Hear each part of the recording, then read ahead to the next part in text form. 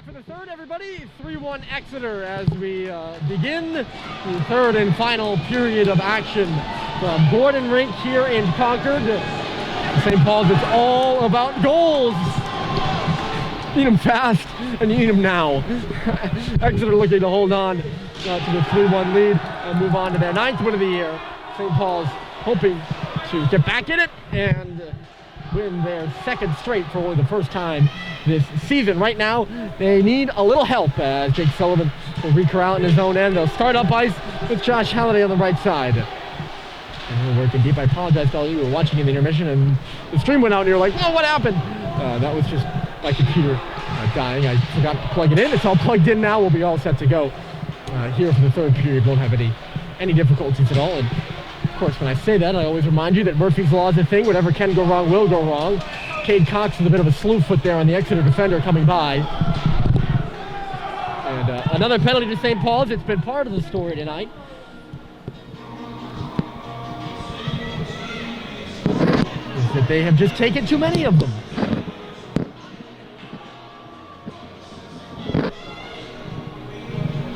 And they've killed 2 of the 3 that they have taken, but it's taken a lot of wind out of their sails. And again, another early penalty in the third period, just as they took a penalty early in the second period. It gets Exeter the upper hand in terms of momentum, whether they score or not here in the third. I bemoaned it. That's the proper word. I bemoaned it in the second period. And I'm sorry to all of you for whom I sound like a broken record. But I bemoaned it here again in the third. As Christian Morrow comes in. He nearly had a goal himself. The goal scorers for Exeter, we'll talk about those in a moment as they have some space here. Gherkin to the front. Oh! And they nearly had Donnerer in front. Gherkin again, he's going to go right to the goal. Oh, he peeled back as he hit the bottom of the circle, though. He go all the way around the circle before losing the puck to Grady. It comes back out to center. Kurt Gherkin has been good tonight for Exeter. And he has a goal. He had the first goal of the game. Donnerer had the second, and then the third was just a surprising one. Not really a good second period for either team. Much better for Exeter than it was for St. Paul's. Gurin just tosses this one to the front of the net. A stoppage with 54 seconds left to play in the power play. But we weren't able to see it because it's down here to our right, and the St. Paul's students were all filled in. But it was Michael Dings, the post-grad at Haverhill Mass.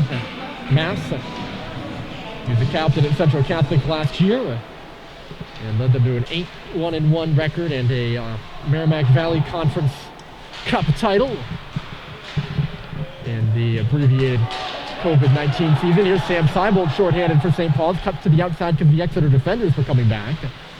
And he's just going to go all the way around the outside of the zone before coming back out to center. Only Bohan falls but rifles it into the zone, so that'll effectively kill off some good time on the Exeter power play.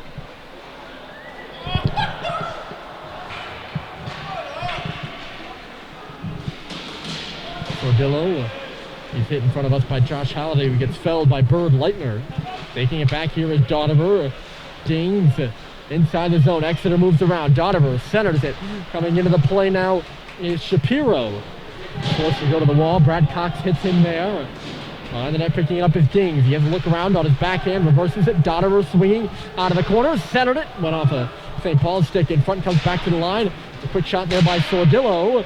Inside of the goal, Dings in low. Shapiro looking for Dings. It'll go right under the stick of JT Halliday, and they'll come out to center. 2-on-2. Halliday right side, drops it off for Doherty at the circle. Went under his stick, reverses it back in front. JT couldn't find a pass. Josh Halliday now has it come off of his stick and back out for Cade Cox in neutral territory. Exeter scrambling for a change. JT Halliday stepping across the line with a shot. Big rebound in the middle and unable to track it down. It's Vio. It just goes up and out of play.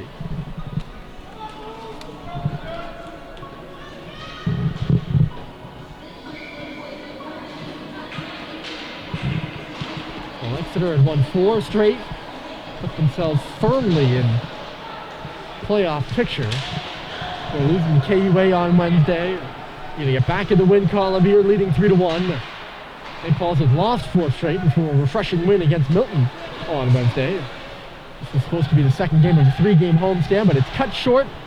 Really, this is actually the third game of a 4-game homestand, but it was cut short on either end.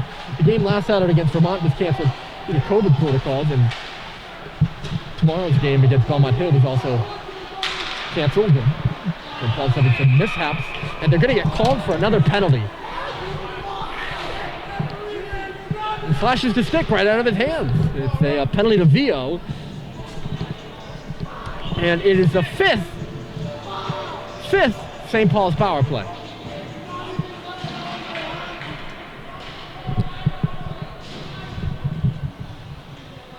I say St. Paul's power play, Exeter power play. Whatever it is, it is the 5th Exeter power play, the 5th St. Paul's penalty. And again, the second early in the period. St. Paul's is just salting away their own time that they have to make a comeback here. The centering pass. They were looking for Dings, and it got away from him.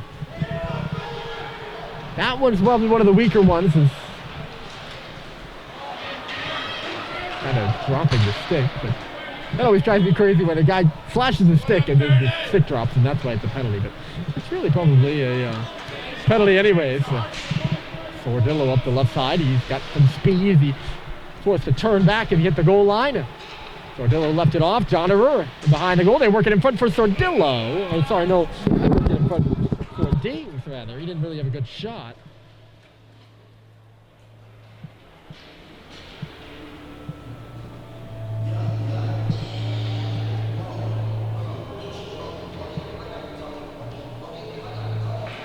Penalty kill for St. Paul's, 3 for 4. But again, it's not so much, I know I'm like, same thing over and over again. It's not so much the goals that'll kill you. Sometimes it's just the momentum, and St. Paul's has not been able to get anything going since Sam Seibold's goal in the first. Morrow couldn't handle the pass at the left circle off the face-off. And St. Paul's will regain possession. Bohan, an opportunity to shoot it down the ice. And he does just that with 13 minutes remaining in the period and the hockey game. And a minute left to go in the minor to Lino.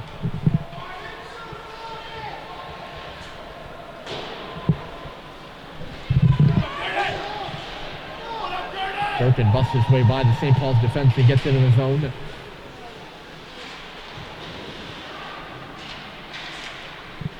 Jabbed back out by the St. Paul's Big Red. Salvage Hoover out of his net to stop it. He hasn't seen many pucks at all tonight, in my opinion.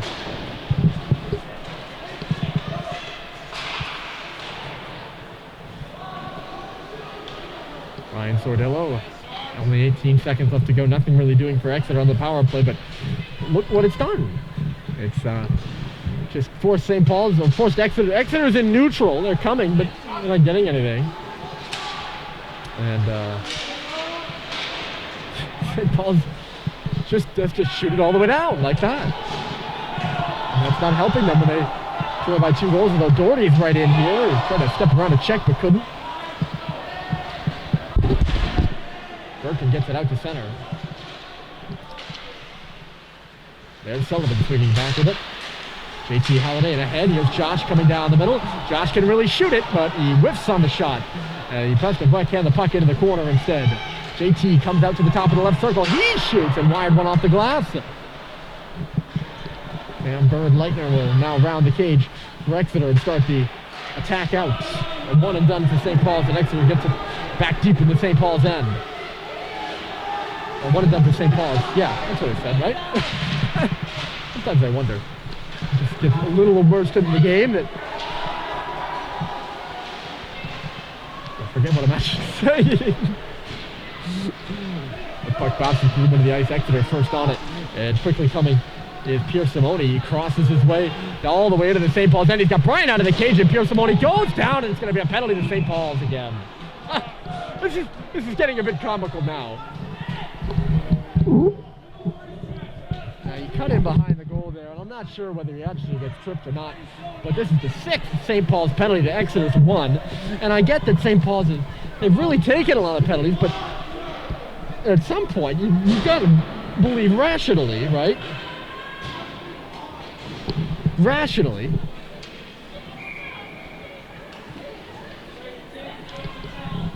rationally.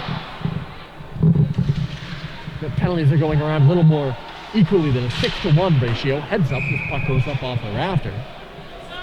So we've played 7-17 in this period, and St. Paul's has been killing a penalty for 4 minutes and 4 seconds of that time. That's more than half of the time this period alone, with St. Paul's down by 2, that they have spent on the penalty kill. And the Exeter power play certainly getting plenty of work. Here's Christian Morrow, left side. 2 St. Paul's players on the ice, block the puck, but Morrow gets it back on his stick. He takes it to the top of the circle, moves it to the middle, and gets it back. Morrow, they distribute it up high. Sordillo for Morrow. Morrow right on back. Sordillo, side of the goal, they move it. Nice save by Bryant. And St. Paul's will clear it.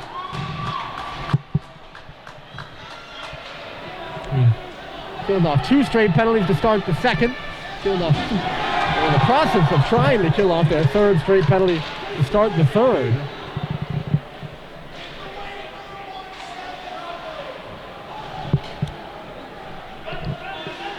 Gherkin just protecting the puck, and why not? Oh, he turned it over to Biggs. Biggs trying to work it back and ended up dribbling away from him, right back onto an Exeter stick. Sordillo now takes the pass on the left side. Stops as he hits the red line. Exeter, they're okay. They're taking plenty of time to attack the blue line, as they should, leading by 2 goals. Just trying to possess it away from St. Paul's. Dings into the middle, it trickled under the intended target's stick. Pass went off the stick of Dylan Biggs for St. Paul's, going the other way, and now Sordillo's back into the zone for Exeter. Sordillo forces one back in deep. It was knocked away by St. Paul's. They can have a 2-on-1 here. The Cardigan boys, Seibold and Biggs. Seibold shoots, and a save is made by Salvatore, shorthanded.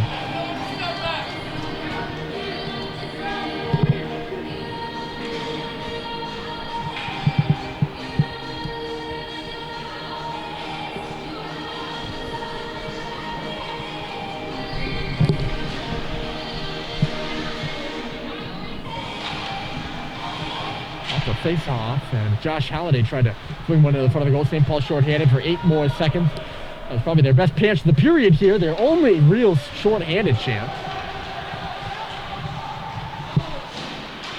Out of the box is penalized player Cox, who takes a tripping minor. Referee, by the way, on that last call was quite delayed. So, all right, so they're finally back to 5-a-side. For St. Paul's sake. And really the game's sake. We want a close game. And hoping that they can stay that way. Like 5-a-side action a lot better than power play action. Let's see if St. Paul's can get on the board here and get back in the hockey game. Trailing only by 2. Despite being outpossessed for most of the period because of the penalties. There's only 8:08 left in the hockey game. Exeter works it out of the corner here with speed going down. Exeter is massive push, but they're going to call a penalty again.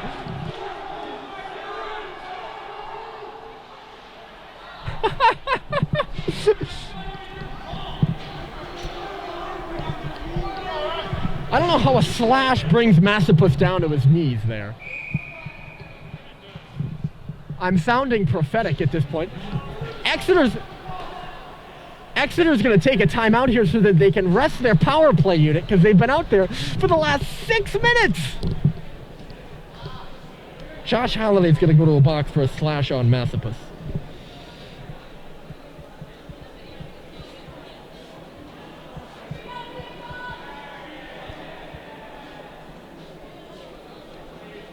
This is going to be the 7th Exeter power play, and their 4th of this period alone. And I get it. I think that they have been, at most, pretty consistent calls, too. But at some point, you've just got to think that's a bit crazy, no? We get a clock stoppage with 8 minutes left. There's 10 minutes played in the period. 6 of them have been St. Paul's shorthanded. We're going to go another 2 minutes for St. Paul's to be shorthanded. Now there's 6 minutes left in the game, and they trail by 2. And they haven't been at even strength for more than 4 minutes. with 12 minutes played. And that's just...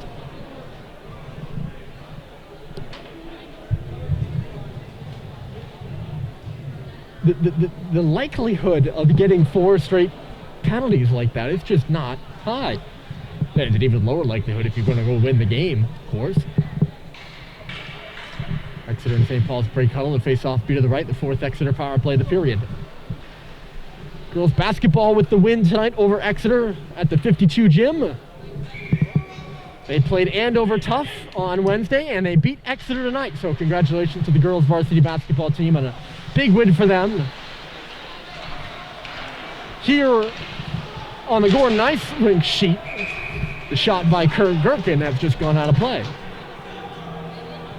The boys varsity hockey Big Red trailing the Phillips Exeter Big Red by 2 goals. They've been mired in penalty trouble. It's funny to me to think that I was on top of St. Paul's at the end of the second, at the beginning of the third period, about how many penalties they've taken, and they've taken more in this period alone than they have the whole rest of the game. I don't think it's all their fault entirely. I'm not one to be like, oh, the officials. But 7 penalties is a lot, folks, no matter how you try to spin it. Minute 16 seconds left on the power play here for Exeter. Tomorrow up high at the point. They toss it across. Gherkin, no problem. And it's 4-1 Exeter. They finally get that power play goal. Great pass across. Not sure who had it. It was Morrow, possibly Sordillo, the pass.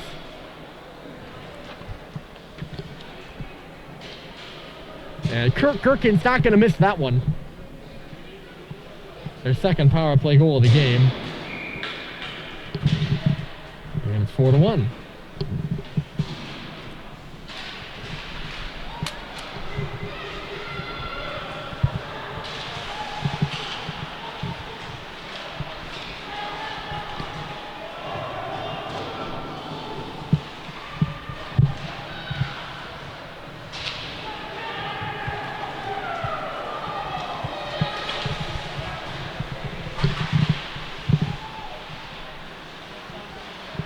Great Royal Road, cross the Royal Road path. And I wish I knew the number of it, or the number the player did. It might have been if Dings or Sordillo, one of the two.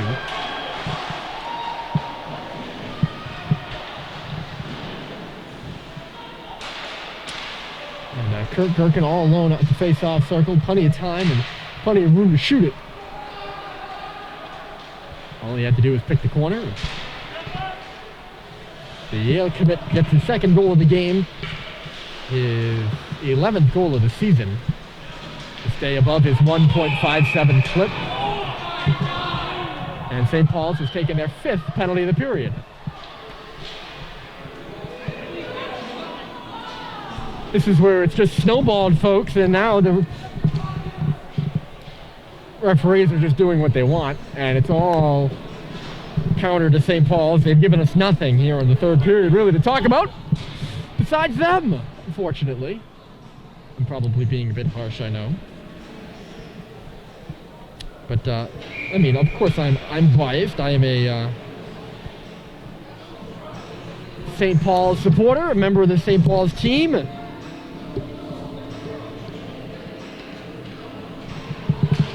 Obviously I don't like when they've taken 8 penalties, 5 in a period, and all gone against St. Paul's. But there comes a point when I'm a hockey fan too, and I love this sport, and it's just not that fun playing a game like this, where it's penalty after penalty after penalty after penalty after penalty. It's just not. So I'm sorry for those of you who are like, will he stop talking about the penalties already?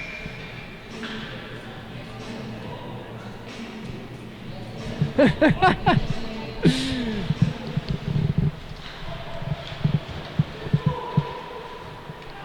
was just laughing because I was looking at the looking at the comments on the YouTube stream, and I am with you, Larry, our good friend Larry Fisher, watching over in Ireland. He says the penalty box doesn't win games, and it does not, and it has not for St. Paul's tonight. Here's Christian Morrow, a nice move, going all the way through, and he just tossed it high and wide of the goal. Nearly had the 5th Exeter goal.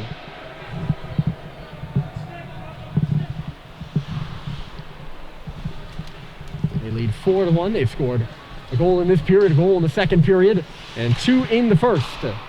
Goes off the stick of Dotterer. Regains it back. Exeter with a chance here. They move to the middle. Morrow down low for Dotterer. Dotterer centers, jumping at the side of the goal, and is it in? Bryant reaches behind him, and it looks like he's got it. Nice save by Rocco. Reaching back there to stop Ryan Sordillo at the near post. He just got back there with the blocker stick to pull it back underneath him.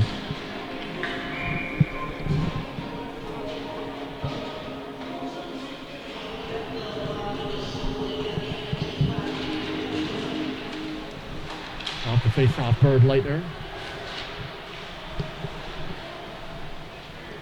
St. Paul's will pick it up off the wall, and here comes Cade Cox. Short-handed, St. Paul comes out 2-on-2, and Cox takes the left lane, stops as he hits the half wall there, chips it around an Exeter defender. He's going to hold it in the corner for a second. He still comes up with the puck. Nice little play here by Cox.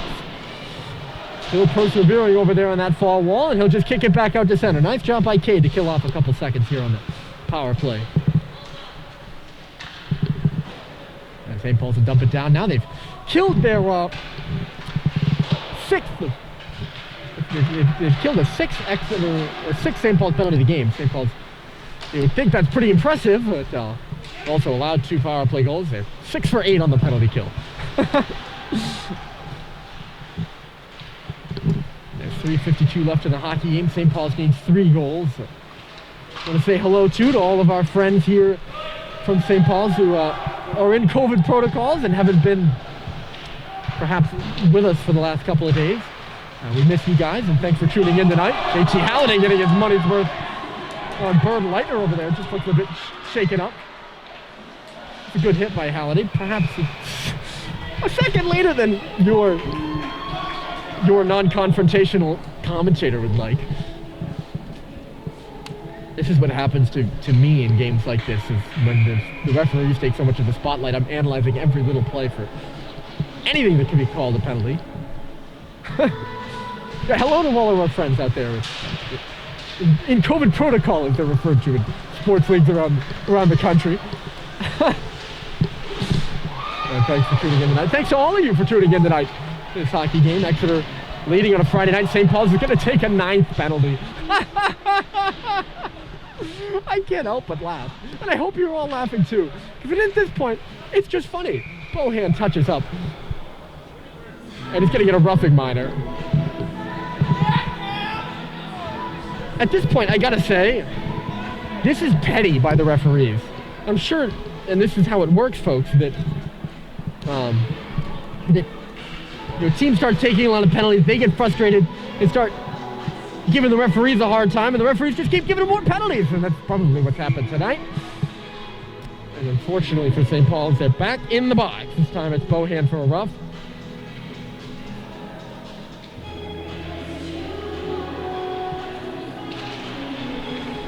The 9th, 8th, perhaps.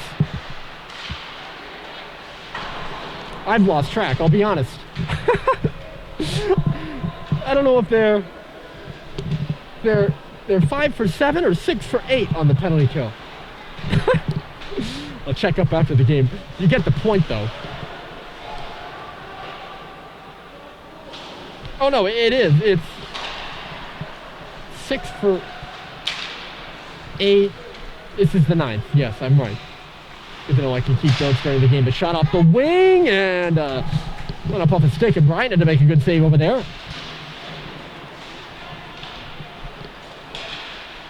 The Exeter power plays had target practice all period. And a shot that goes high and wide from Morrow, who I swear has been on the ice the whole time. He's on that top Exeter power play unit. I'll get the calculation for you. This is the sixth penalty this period for St. Paul's. So with a minute left, and let's say they made it through 2 minutes of the one they allowed a goal on. That's approximately 12 of the 18 minutes in the period they will have spent. Approximately, it's probably more around 11:30. Still 40 seconds left to go in that. And we'll have spent down a man on this Friday night. And we get a whistle. And if there's a penalty, it's certainly on St. Paul's. Oh, it's on Exeter. What a change. I'm sorry, my cynicism is taking over here. It's still, no matter how you twist it, that is the seventh penalty of the period. Just so happens to be that 6 of them are against St. Paul's. That's still a lot. And St. Paul's has gotten a penalty. St. Paul's has gotten a penalty as well. It's offsetting. So Exeter doesn't even get the full penalty. And Sam Seibel looks hurt over there. It all happened in our blind spot because the fans were standing there, so we can't really see it.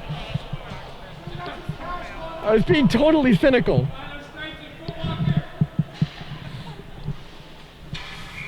Totally cynical when I was like, you can bet on it being a St. Paul's penalty, but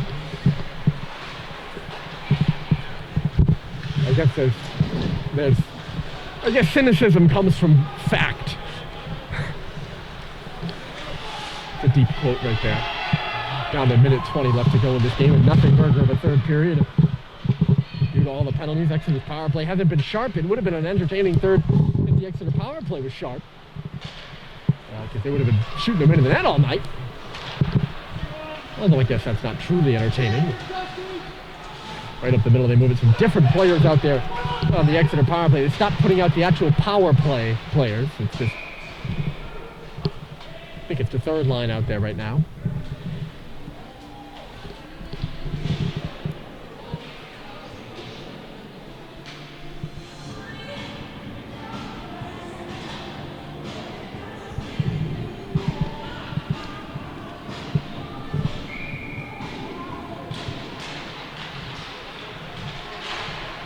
Score, but there's a penalty.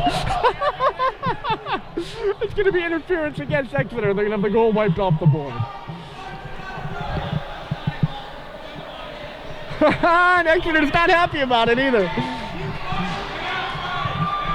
St. Paul's crowd will cheer. If you're Exeter, I wouldn't complain. The last penalty to Bohan is out. Getting the minor for interference is Pierce Simoni.